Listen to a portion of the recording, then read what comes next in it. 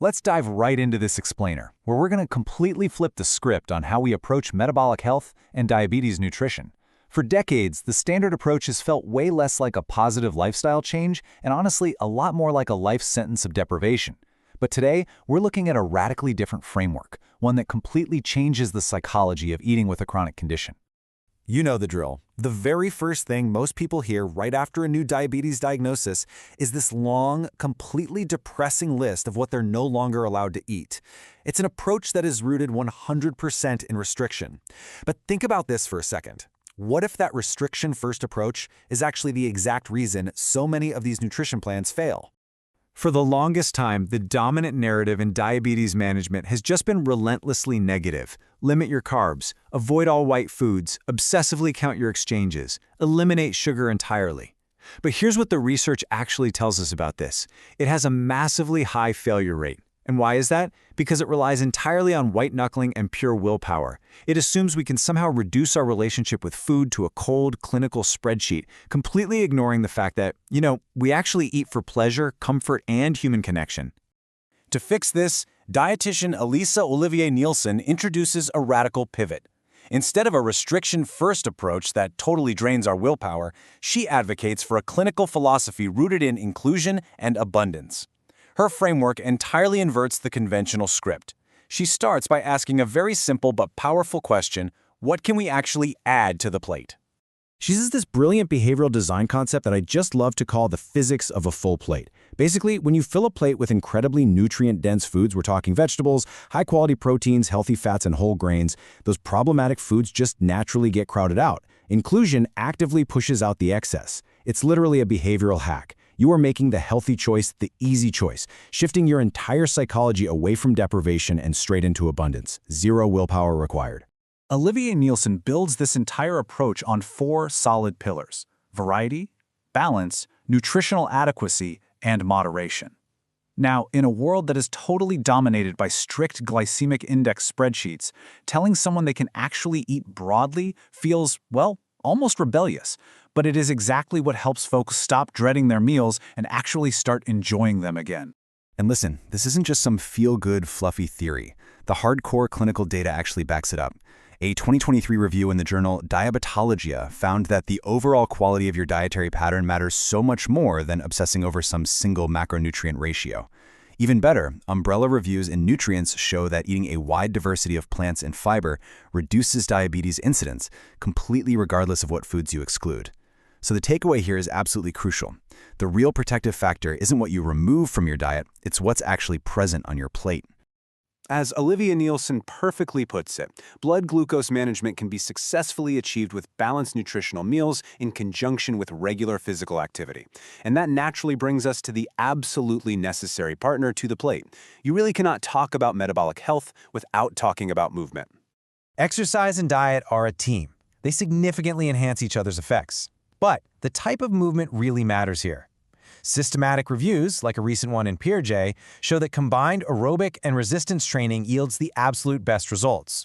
We're talking lowered HbA1c, reduced systemic inflammation, and a major boost in quality of life. It far outpaces just walking alone. Now, if the idea of overhauling your diet and starting a totally new gym routine at the exact same time sounds completely paralyzing, don't worry.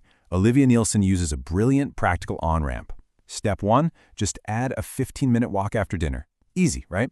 Step 2, toss an extra serving of vegetables onto your lunch. Step 3, swap out one refined grain for a whole grain. The overarching strategy is incremental escalation. You add before you subtract. These tiny, immediate wins build actual momentum. You feel great the next morning after that walk, and that creates a positive feedback loop, which is way better than the instant resistance you hit with severe restriction. Okay, so while we've been heavily focused on inclusion so far, we do need to quickly shift gears. We've got a massive hidden enemy actively working against us. We really need to equip ourselves with some practical awareness for the modern grocery store, because let's be real, the food system itself is pretty much designed to make metabolic health incredibly difficult. There is a huge hurdle to this inclusive approach, and it's perfectly summed up by this one honestly staggering statistic: 74%. Let that sink in for a second. That 74% represents the amount of packaged foods sold in the US that contain added sugars. This right here is exactly how the modern food system secretly undermines metabolic health. You could be actively avoiding obvious sweets, like saying no to cake or candy, and still unknowingly consume 30 to 50 grams of hidden sugar a day. How? Just from totally normal stuff like commercial bread, jarred pasta sauce, and flavored yogurt. So you've really got to play detective and decode the food system. The industry rarely just writes the word sugar on the ingredient list. They disguise it. You have to keep an eagle eye out for aliases like maltodextrin, dextrose, or barley malt. They love to hide these in so-called healthy granola bars that honestly end up packing way more sugar than an actual dessert. And why is this so incredibly dangerous? It all comes down to the metabolic cost. The danger here goes way beyond just empty calories. The rapid glucose spikes from these hidden sugars trigger massive insulin surges in your body. Over time, those surges actively break down your insulin sensitivity and promote visceral fat accumulation. And the crazy part? This happens completely regardless of your total caloric intake. A calorie is definitely not just a calorie when it's actively wreaking havoc on your hormones. But here's the good news. Replacing these hidden sugars does not mean you have to suffer. Instead of making a restriction sacrifice, where you're constantly fighting the urge to eat that jarred sauce or flavored yogurt, you make an inclusive upgrade. Making a super delicious homemade whole tomato sauce, or having some thick, plain Greek yogurt packed with fresh, sweet berries. That satisfies the exact same craving, but without the devastating metabolic cost. It's a permanent culinary upgrade.